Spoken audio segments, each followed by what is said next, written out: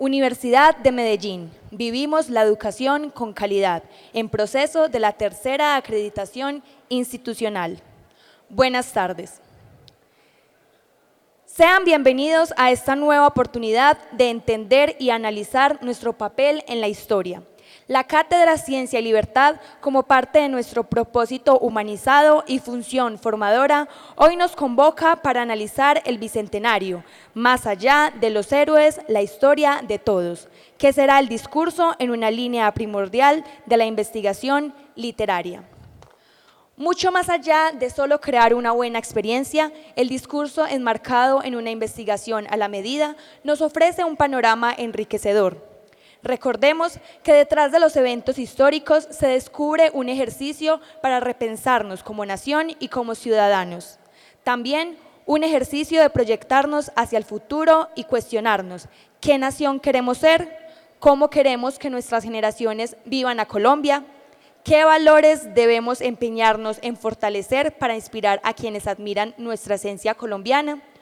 Hoy, estudiantes, egresados, docentes e investigadores tenemos una misión reparadora de la cultura histórica de la nación. Los principios filosóficos en el lema Ciencia y Libertad, razón de ser de la cátedra institucional que inició en el segundo periodo académico del año 2004, están orientados al conocimiento y apropiación de los ideales políticos y filosóficos que inspiraron en 1950 a los fundadores y egresados de la Universidad de Medellín, así como al fomento de las potencialidades críticas, intelectuales, emocionales, éticas y estéticas de los estudiantes que estimulen su desenvolvimiento como personas y ciudadanos integrales. Hoy, producto del esfuerzo unificado entre la Facultad de Ciencias Sociales y Humanas de la Universidad de Medellín, el Comité Investigador de la Universidad Autónoma Latinoamericana, UNAULA, y el Centro de Extensión de Graduados de la Universidad de Medellín, nos reúne la ciencia y la libertad en el marco del convenio celebrado entre la Universidad Autónoma Latinoamericana y la Universidad de Medellín. Queremos enaltecer nuestro compromiso con visión global en la formación integral de la comunidad académica, la formación de ciudadanos humanizados y la difusión del saber desde la docencia, la extensión, la proyección social y la investigación. Nos acompaña en primera fila nuestro invitado Óscar Almario García. El doctor Armando Estrada Villa, abogado de la Universidad Autónoma Latinoamericana y magíster en Ciencias Políticas y exministro del Interior. El doctor John Fernando Restrepo Tamayo, decano de la Facultad de Ciencias Sociales Humanas de la Universidad de Medellín. El doctor José Fernando Saldarriaga, docente de la Facultad de Derecho de la UNAULA y miembro del grupo Ratio Iuris. El doctor Edgar William Cerón González, doctor en Filosofía de la Facultad de Derecho de la UNAULA y coordinador del grupo Ratio Iuris. Y el doctor Luis Hernando Restrepo Loaiza, jefe de la Cátedra Ciencia y Libertad de la Facultad Ciencias Sociales y Humanas de la Universidad de Medellín. Un saludo especial a la comitiva de la Universidad Autónoma Latinoamericana. A continuación, invitamos al doctor José Fernando Saldarriaga, quien dirige a ustedes su bienvenida.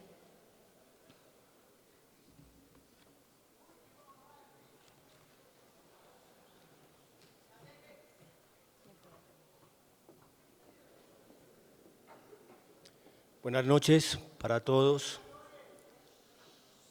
y para todas.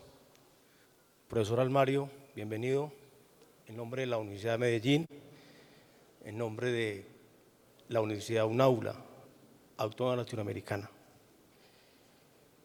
En nombre del rector de la Universidad UNAULA, doctor Rodrigo Flores Ruiz, en nombre de la decana, Diana Patricia Restrepo, decana de la Facultad de Derecho, en nombre del grupo de Ratio Iuris, doctor Armando Estrada, doctor William Cerón, perdón. Para nosotros, para la ciudad, es muy importante unir esfuerzos para pensar la historia. Sabemos muy bien que el nacimiento de la Universidad de Medellín, el nacimiento de la UNAULA tienen la misma raíz histórica. Construir tejido social, pensamiento. Muchas gracias al doctor Armario y profesor por acompañarnos hoy. Muchas gracias a la Universidad de Medellín por estar con nosotros. Muchas gracias a ustedes, estudiantes, por compartir con nosotros esta experiencia académica de unir pensamientos, pensamiento crítico, que es tan necesario hoy en el país. Muchas gracias.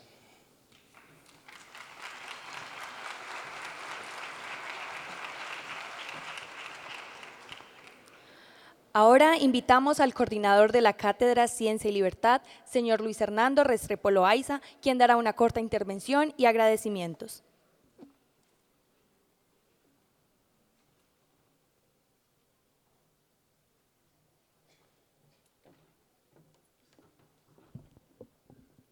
Buenas noches para todos los invitados especiales.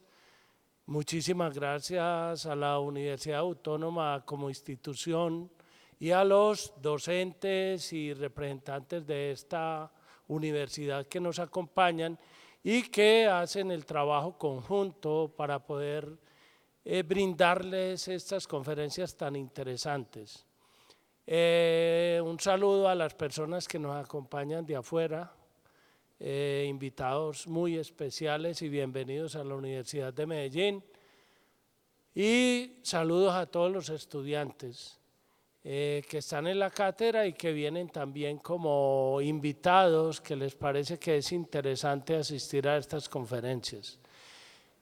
Algunos avisos parroquiales sobre la materia como tal. Les he enviado en un foro algunas preguntas sobre la cátedra anterior que nos sirven para mejorar nuestro trabajo. Es voluntario, pues acá nada es obligatorio, pues cada uno hace sus cosas, ya las notas y todo eso es otra cuestión. Los documentos para el examen final, que será en el mes de noviembre, están en la plataforma. La asistencia a las conferencias, saben que deben asistir a 3 de 4, y la otra condición para aprobar la materia es ganar la evaluación final de los documentos que están, repito, en la plataforma o virtual Universidad de Medellín. No quiero quitarle más tiempo al profesor Armario, a quien agradecemos como universidad y como facultad y como personas del gran aporte que hace a la cultura y a la historia de nuestro país. Bienvenido, doctor Armario, muchísimas gracias, y lo escucharemos con mucha atención y nos será demasiado útil esos conceptos que nos va a aportar. Muchas gracias y buenas noches.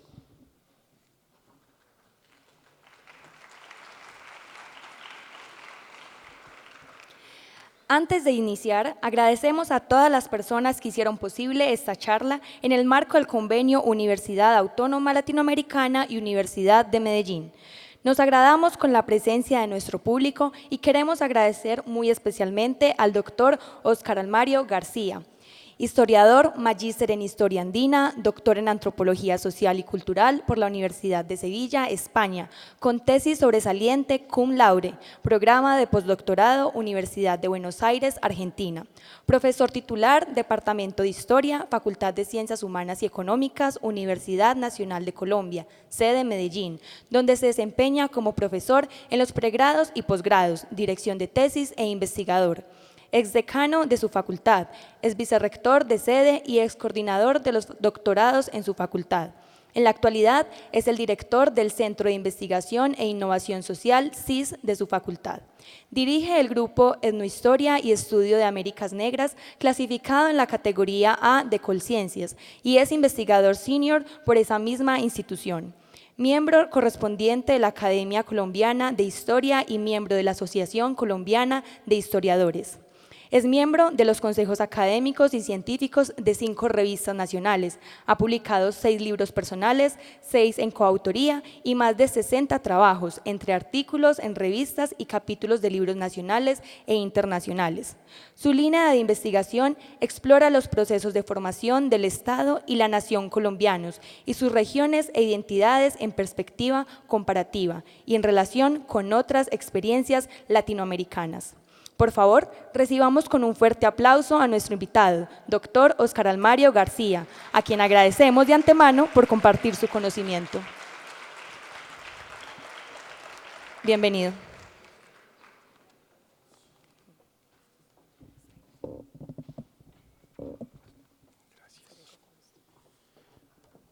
Muchas gracias por la presentación. Buenas noches para todos, para todas. Sea lo primero agradecer esta invitación de la Universidad de Medellín en alianza con la Universidad UNAULA para realizar esta cátedra titulada Ciencia y Libertad. A ustedes por su presencia. Creí que estos auditorios solo se llenaban con conciertos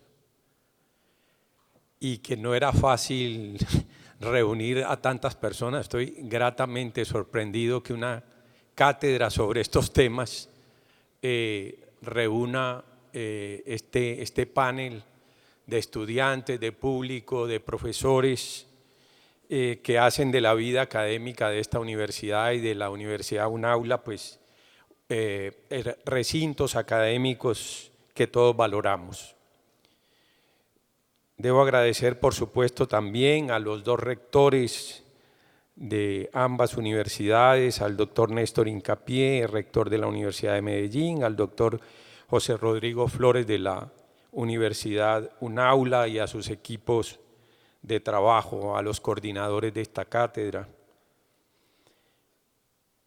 Sin más preámbulos, voy a ir directamente al tema. El título de esta conferencia sugiere una tensión que la podemos entender como una tensión narrativa acerca de nuestra historia, una tensión en torno a cómo explicar los orígenes colectivos de esta nación que llamamos Colombia. Y una de las posibles rutas de entrada al tema es precisamente tomar la figura del héroe para también trascenderla. ¿Y por qué el héroe? Es la pregunta.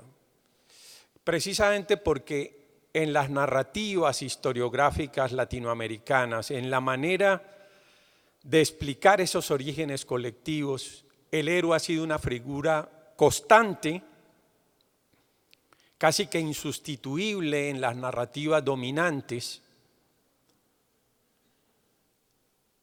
El héroe también ha sido una figura disputada. Hay héroes más valorados que otros. También hay héroes caídos en esas narrativas. Hay apropiaciones de distinto orden sobre esa figura heroica. Pero el título de la conferencia que quiero compartir con ustedes, y al final espero que tengamos un espacio para interpelaciones o preguntas y que podamos conversar en torno a lo expuesto, sugiere que también hay que ir más allá de la figura del héroe, que hay una historia común, una historia colectiva, lo que podemos llamar unos marcos referenciales sobre lo que nos constituye, que va más allá del héroe. No podemos reducir la explicación de nuestros orígenes y de lo que somos todavía hoy a la figura del héroe, pero tampoco se trata de negar el hecho heroico y las figuras heroicas. Mi propósito entonces será tratar de mostrar desde la perspectiva historiográfica y también desde un enfoque socioantropológico, cómo realizar esa trascendencia del héroe para rescatar una historia en la que nos sintamos todos incluidos y reconocidos.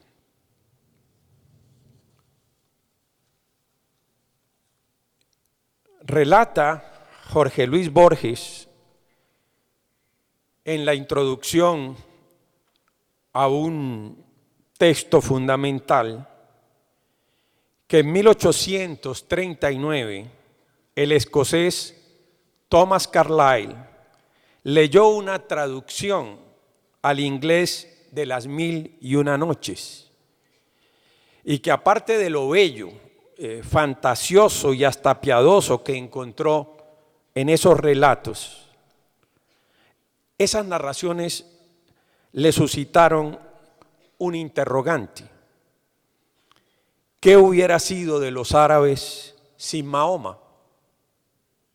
Porque según él, es decir, según Carlyle, los árabes solo eran un pueblo nómada de pastores y adoradores de lo natural, hasta que irrumpió el héroe profeta de barba rojiza, los despertó con la tremenda nueva de que no había otro Dios que Dios y los convocó a una batalla que todavía no cesa.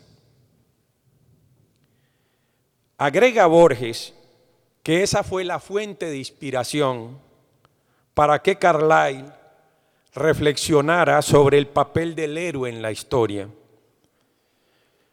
Algo que inicialmente divulgó mediante 6 conferencias sobre las distintas clases de héroe que creyó encontrar, y que después compendiaría en su celebrado e influyente libro Los héroes y el culto a los héroes, publicado en 1841.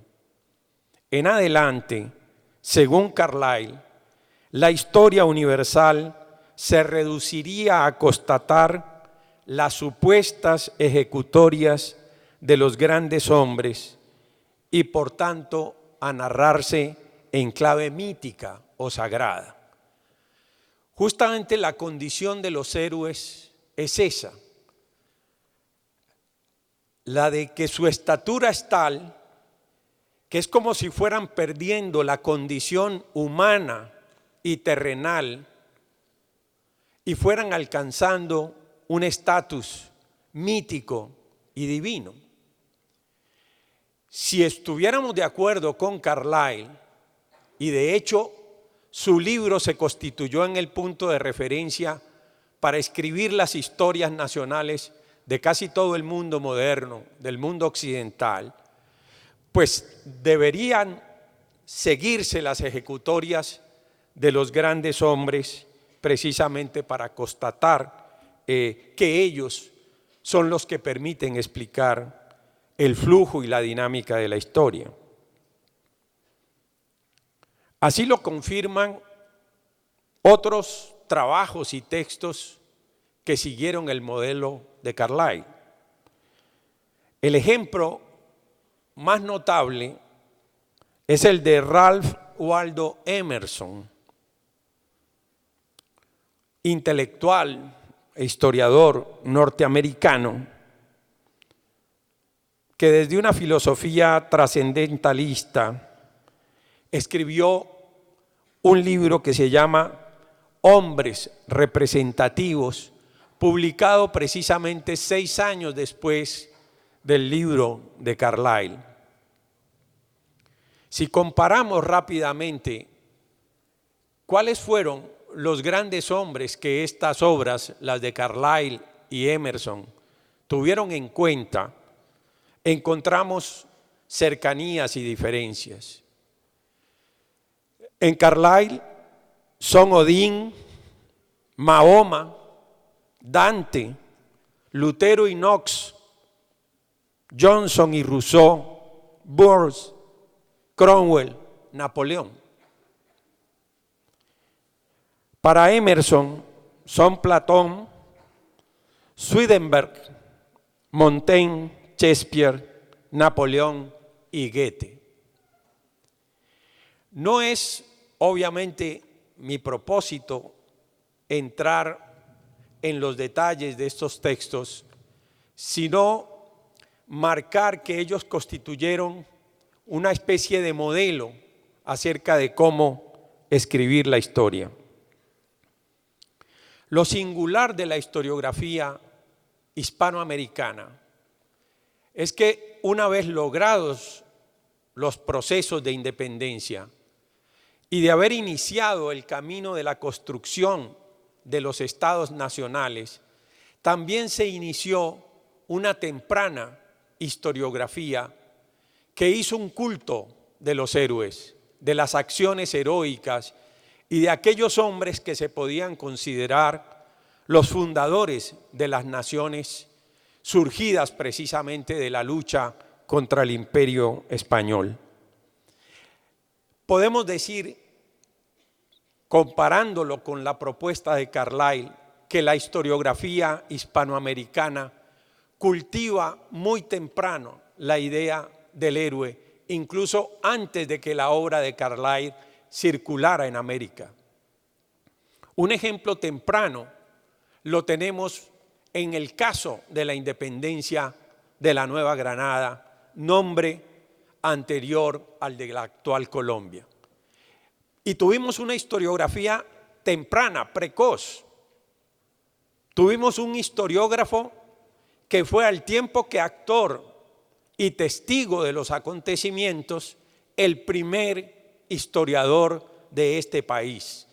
Hablo del abogado antioqueño y particularmente envigadeño, don José Manuel Restrepo, que escribió La historia de la Revolución de la Nueva Granada, publicado en París en 1827.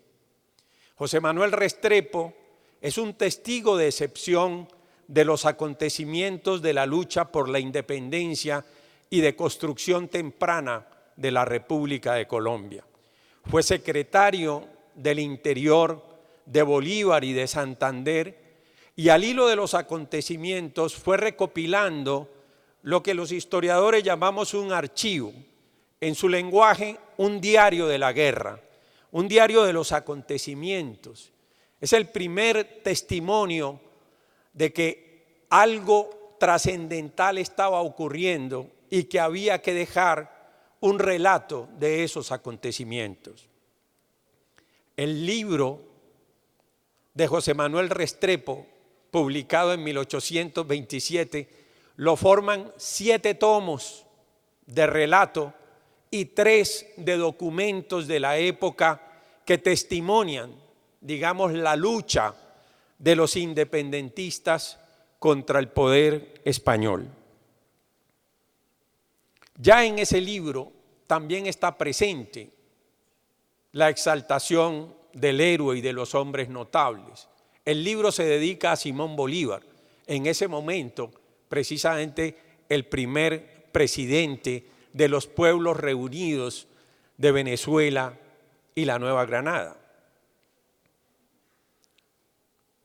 Y estas referencias, que son más o menos conocidas, simplemente las señalo para traer a cuenta cómo es la construcción del héroe en el caso colombiano. ¿Por qué la construcción del héroe se convierte en parte de la lucha política y en parte de la lucha revolucionaria contra el poderío español?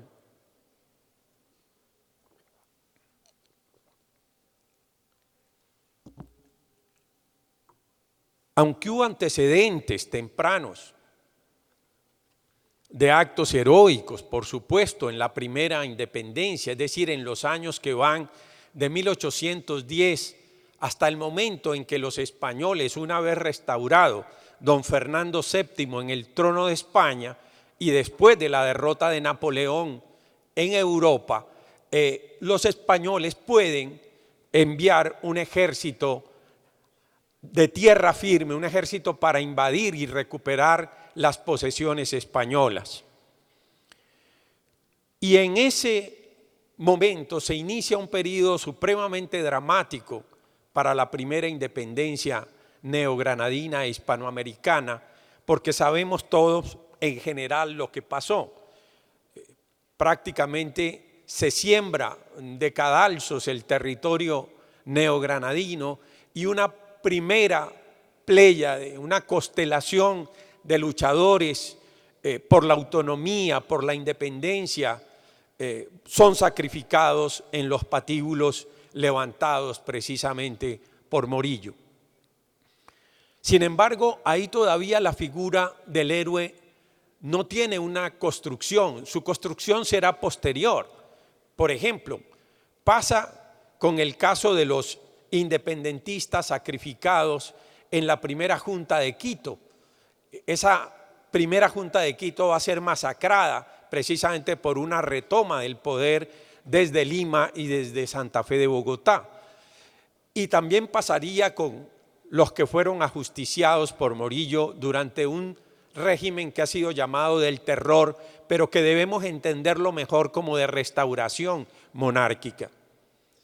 Pero la construcción del héroe de esas figuras será posterior. Pero quiero referirme a cómo…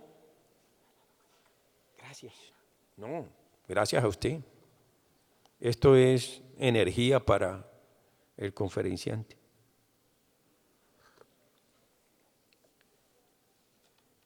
Bien. Venezuela tuvo dos momentos críticos. Una primera república en la cual se define la primera constitución política de carácter nacional de estos territorios, aprobada en 1811.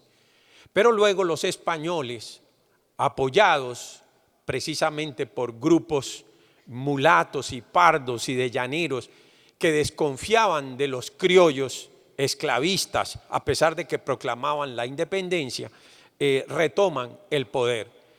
Bolívar conducirá a la Segunda República de Venezuela a partir de una campaña militar que realiza por el río Magdalena, ya que él se había refugiado en la Nueva Granada.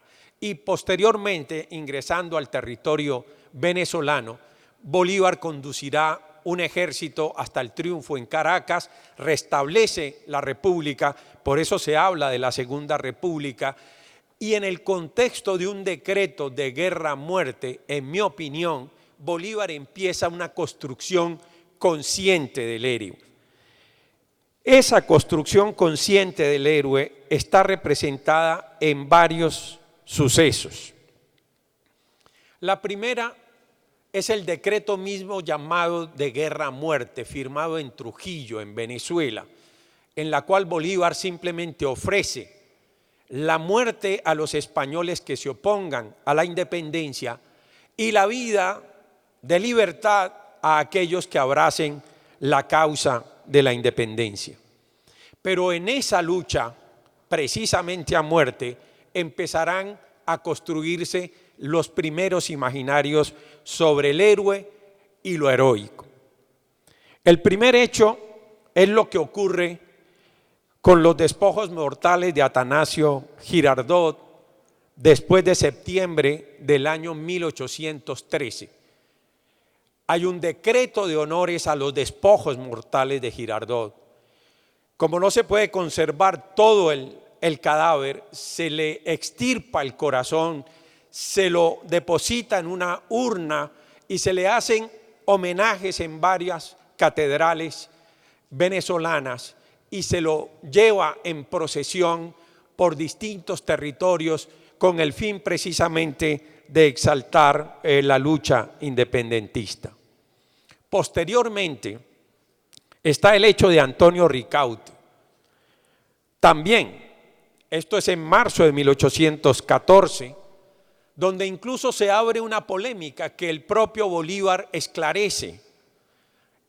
Siempre se dijo, y eso nos lo relatan en nuestros libros de primaria y de bachillerato, y lo canta el himno nacional, que Ricaurte murió en San Mateo, una hacienda que pertenecía a la familia de Bolívar, al volar el polvorín ante el hecho de que los españoles iban a tomar el control de ese polvorín de la hacienda y que voló en átomos.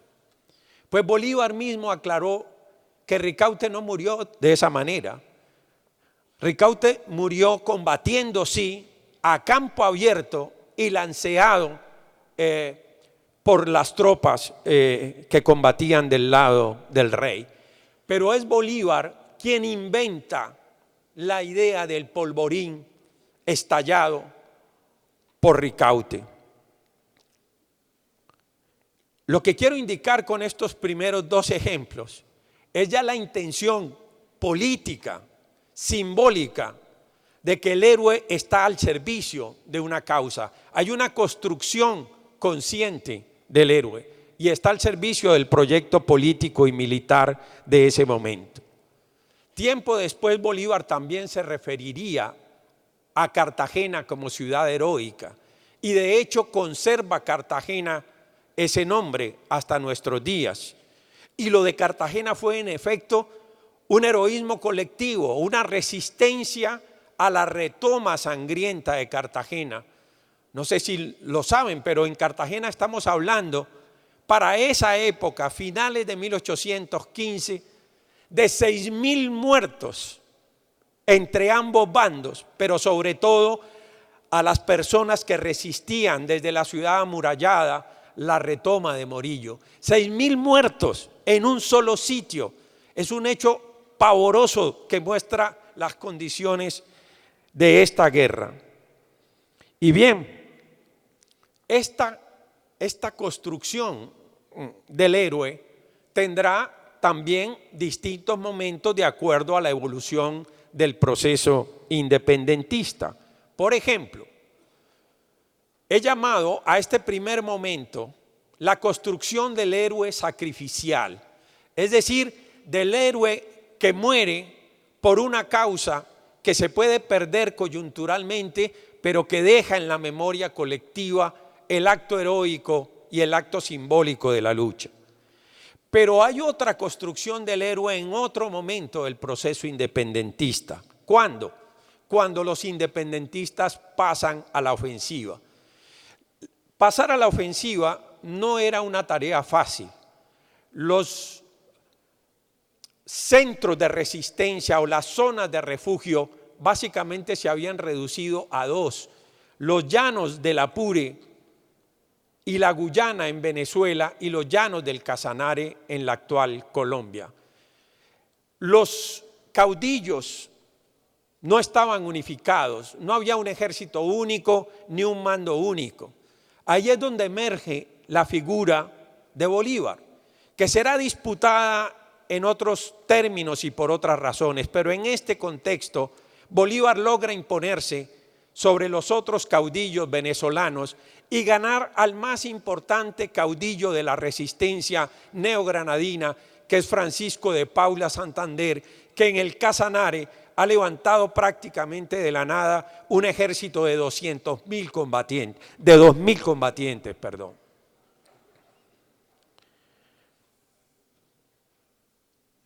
En ese momento la discusión era cuál es el teatro de la guerra, como sostienen los teóricos de la guerra. Por teatro de la guerra hay que entender a dónde es que la guerra se define. Esto no se define arbitrariamente, tiene que ver con cálculos políticos, militares, logísticos, y se creía en ese momento que el teatro de la guerra estaba centrado en Venezuela y que debía lucharse justamente en los territorios costeros y que rodean a Caracas. Sin embargo, lo que va a ocurrir es un cambio del teatro de la guerra. Tanto los caudillos venezolanos unificados por Bolívar como Santander diseñan otro teatro de la guerra. El teatro es: hagamos una marcha desde los llanos del Apure y Casanare, subamos los Andes y libremos en el corazón del virreinato, que era Santa Fe de Bogotá, la lucha, y cambiemos los términos y la correlación de fuerza de esa lucha. Es en ese momento, con esa decisión, como los independentistas pasan a la ofensiva, en lo que por estos días estamos conmemorando como 200 años, es decir, las batallas de Pantano de Vargas, de Boyacá y la toma de Santa Fe por los ejércitos independentistas triunfantes. En mi opinión, ahí empieza otra construcción del héroe. Esta ya no será una construcción del héroe sacrificial, sino una construcción del héroe triunfante, del héroe campeón de la libertad, de aquellos que a través del acto heroico logran que las armas de la libertad y de la república se impongan. E incluso empieza la construcción de dos tipos de héroe. El uno, en mi opinión, está representado en la gran figura del llamado mariscal de Ayacucho, es decir, el mariscal venezolano Antonio José de Sucre, de las entretelas del libertador Bolívar, digamos su hijo putativo, y a quienes muchos empezaron a ver como el posible sucesor de Bolívar en el caso de que éste faltara. Es el héroe por excelencia militar que se corona en los campos de batalla.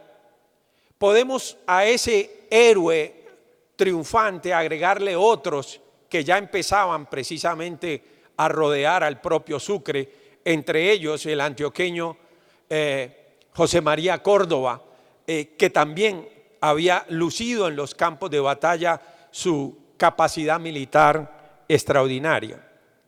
Y la otra figura del héroe que podemos decir empieza a construirse, seguramente menos visible, menos notable, pero muy eficiente, es la figura del héroe organizador del Estado, algo que en últimas su depositario será Santander, conocido precisamente como el hombre de las leyes.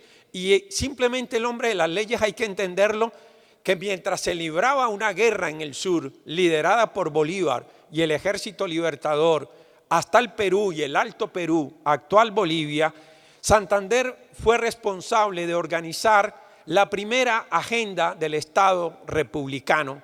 Y eso no era una tarea fácil.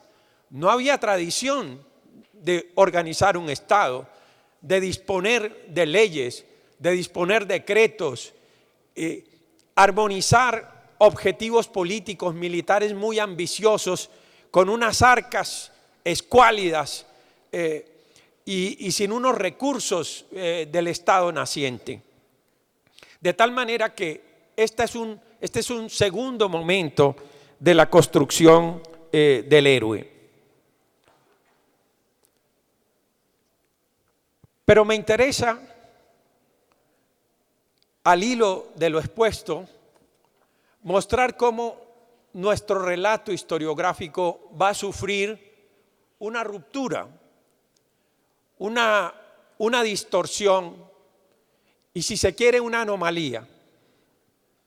A diferencia de otros países y sobre todo de las gestas revolucionarias clásicas, modernas, nosotros vamos a tener muy rápidamente una crisis del héroe que se había construido.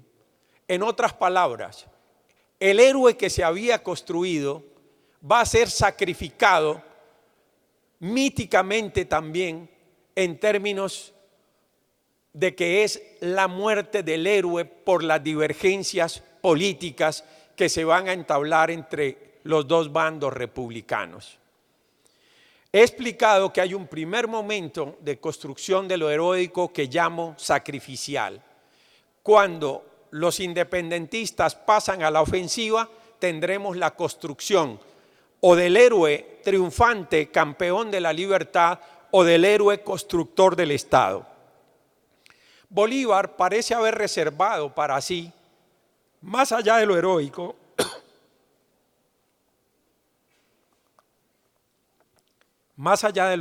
Bolívar parece haber reservado para sí la imagen de ser el padre fundador de la nación, incluso por encima de las figuras heroicas que había ido construyendo. Lo que Bolívar pretendía era lo que él mismo llamaba la gloria. Y la gloria es algo que está incluso por encima del héroe. La gloria coloca a las personas que logran tocarla o acceder a ella simple y llanamente en el nivel cuasi divino. Pero ¿qué ocurre? Muy rápidamente los republicanos que se habían unido a pesar de divergencias entre ellos. Hay que entender, aquí no había una nación previamente existente, no había ni una nación venezolana, ni una nación neogranadina, ni una nación quiteña, que serán las que reunidas formen eso que hemos llamado la Gran Colombia.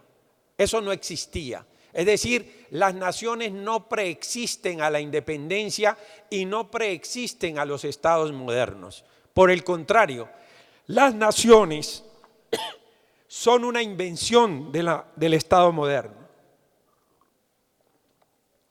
Pero para inventar la nación moderna es fundamental compartir un relato mítico sobre el origen de esa nación.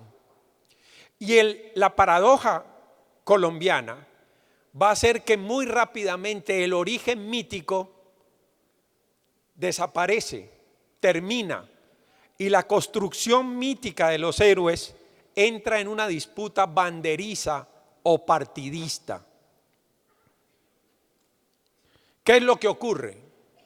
Después de la batalla definitiva de Ayacucho, un lugar equidistante entre Lima y Cusco, cambia todo en el proceso independentista. Derrotados los españoles, expulsados los ejércitos españoles del territorio neogranadino extendido a Lima, al virreinato de Lima, actual Perú, y al Alto Perú, actual Bolivia, se empiezan a plantear divergencias notables entre los republicanos. En primer lugar, una divergencia acerca de cómo organizar el Estado. Ya no es un Estado que hace una guerra contra los españoles, ahora es un Estado que tiene que organizarse a partir de la heterogeneidad social y étnica y provincial, que es lo que caracteriza estos territorios desde la Guyana hasta Bolivia. ¿Cómo hacerlo? Está claro que la forma es una forma republicana, que es el modelo de referencia del siglo XIX en todo el mundo moderno.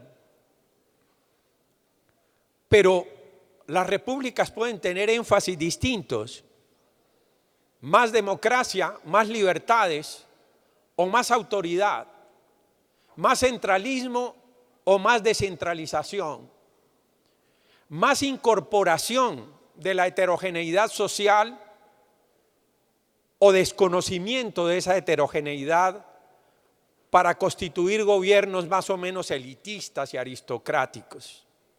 Y ahí empieza una tensión sobre, derrotados los españoles, qué forma de gobierno nos tenemos que dar. Y adicional a eso hay un problema de control espacial y territorial. ¿Se imaginan ustedes lo que es controlar un territorio desde la Guyana hasta Bolivia? El primer indicativo lo dan los limeños y los peruanos. Es decir, no vamos a entrar en la Gran Colombia, organizaremos otro Estado. Y luego Bolivia se dota de una constitución y de ahí su nombre en honor a Bolívar. Constitución en buena medida redactada e inspirada en las ideas de Bolívar, que ahora, librada la lucha contra los españoles, la idea de Bolívar ahora gira hacia la autoridad como garantía de la estabilidad social y política. Y al tiempo empiezan las señales de romper la gran unidad de la llamada Gran Colombia, es decir, la unidad que reunía a venezolanos, neogranadinos y quiteños en una república y en un solo estado. Y empiezan tendencias separatistas en Venezuela, en la Nueva Granada, en el propio Quito. Todo esto conducirá a una lucha en la cual los republicanos que ayer se unificaron para librar la lucha contra los españoles, ahora no pueden unificarse para saber cómo mantener un proyecto conjunto. Se atentará, como todos sabemos, contra la vida del Libertador, se acusará de ese atentado a Santander y sus amigos. Santander será sentenciado a ser fusilado y finalmente se le conmuta la pena por exilio. Lo que quiero que noten, queridos amigos, es el momento dramático al que pudimos haber llegado. A los dos grandes padres fundadores de esta nación, el uno asesinado en el Palacio de Gobierno y el otro fusilado por supuestamente ser el inspirador de ese atentado. En otras palabras, los héroes de ayer ahora son enemigos irreconciliables. El proyecto conjunto ya no va. Y desde esa época, es decir, desde el exilio de Santander, que regresará al país en el año 32, y desde la muerte de Bolívar en el año 30, esta nación que llamamos Colombia, en mi opinión, carece de un relato referencial de nuestros orígenes. Somos un país en disputa acerca del modelo político de democracia y de desarrollo. Son más las cosas que nos dividen que las que nos unen. Y constituimos una verdadera anomalía en términos de la construcción del relato de nación en Hispanoamérica. Aquí es necesario hablar de lo que llamaré la paradoja narrativa de nuestra historia, que lo podría resumir en una frase, como lo he expuesto en un texto reciente: una feliz y eficaz convergencia, pero efímera, la de la primera independencia y de la formación del primer Estado republicano compartido, sancionado en la Constitución de Villa del Rosario de Cúcuta en 1821. Dentro de 2 años estaremos conmemorando, y si me invitan vendré a conversar sobre lo que significa esa Constitución 200 años después. Esa Constitución es la clave de las diferencias. Bolívar creía que ya era insuficiente. En el fondo, Santander también sabía que esa Constitución ya no podía contener el tipo de conflictos que se estaban creando, pero Santander invocaba que la Constitución había decidido que no se modificaría durante los próximos 10 años. Bien, entonces digo que hay una contradicción narrativa en nosotros. Una convergencia feliz que realiza el Estado republicano, pero una inmediata, dolorosa y larga divergencia que nos trae 200 años después en ella. ¿Cuál sería la paradoja, en mi opinión? ¿Cómo es posible que sin contar con un relato de nación referencial? Cuando digo relato de nación referencial no me refiero a que sea un relato único. No hay que aspirar a una sola historia nacional. Eso ni es conveniente ni es posible. La historia tiene muchas posibilidades de lectura, de interpretación. Son distintas las aproximaciones a través de las fuentes y su crítica y por supuesto de la elaboración narrativa sobre ellas.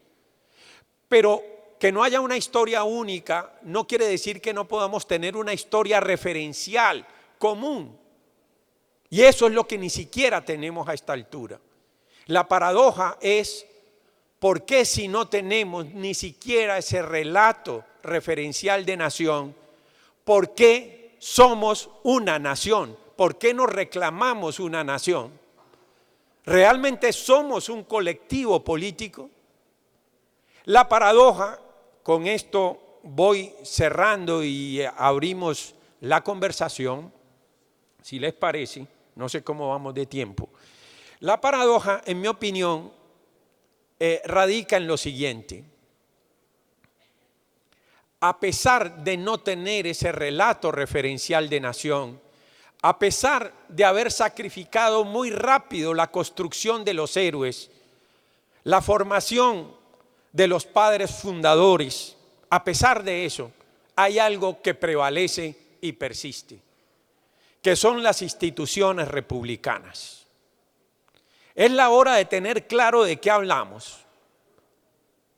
La república no puede ser un asunto para trámites de papeles o para invocarse en fechas patrias.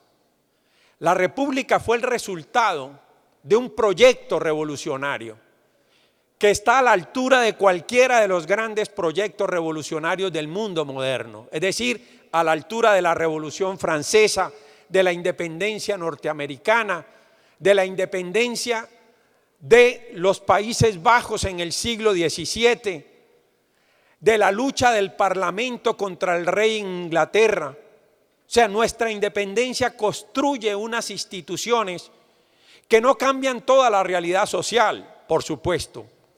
No producen la igualdad por arte de magia, ni las asimetrías sociales, pero sí constituyen una ruptura con el antiguo régimen. Y república quiere decir separación de poderes, contrapeso de poderes, como un principio fundamental frente a los abusos de la autoridad o los absolutismos. República significa la posibilidad de elegir los gobernantes, más allá de la corrupción política que campea en nuestras instituciones y partidos. República significa proclamar el principio de la igualdad de todos frente a la ley. Y de ese principio se derivan, de acuerdo con los derechos de posteriores generaciones, principios fundamentales hoy que como ciudadanos estamos obligados a defender. Por lo tanto, y resumiendo mi argumento para la conversación, sostengo que se construyó deliberadamente la figura del héroe con el propósito de fortalecer el proyecto político y militar revolucionario de la independencia. Que esa construcción del héroe tuvo dos momentos. Uno, la del héroe sacrificial, y otro, la del héroe triunfador u organizador del Estado. Pero rápidamente las luchas entre el bando republicano triunfador convirtieron la figura del héroe, el relato de nación, las referencias míticas a la fundación de la nación en una disputa de partidos que todavía no cesa.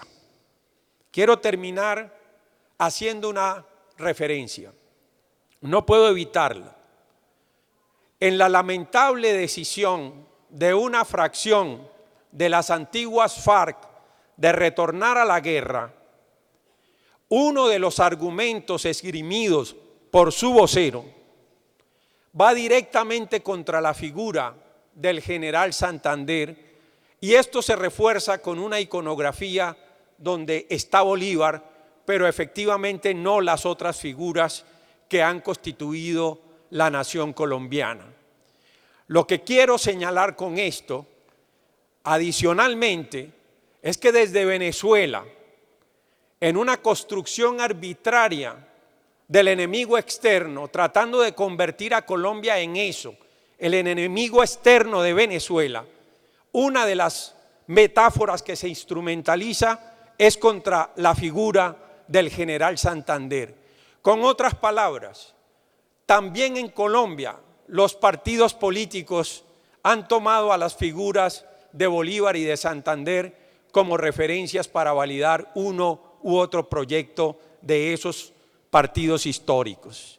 En mi opinión, ir más allá del héroe, rescatar la historia de todos, es también rescatar el valor de todos los que llamamos héroes, pero además de los tejidos sociales en que esos héroes se apoyaban.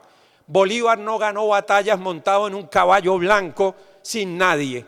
Con él combatían negros y pardos, mujeres, jóvenes, campesinos, artesanos, personas de las élites criollas, por supuesto que sí.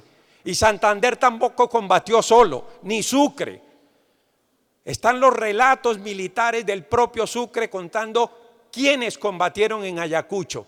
Y en el fondo es una etnografía de las distintas etnias que constituyen América. Pero mientras sigamos haciendo del relato histórico una disputa, profundizaremos precisamente el desencuentro que hay entre los tres grandes sujetos de la historia moderna nuestra: el Estado, la nación y las etnias. Es la hora de una historia en que quepamos todos. Muchas gracias.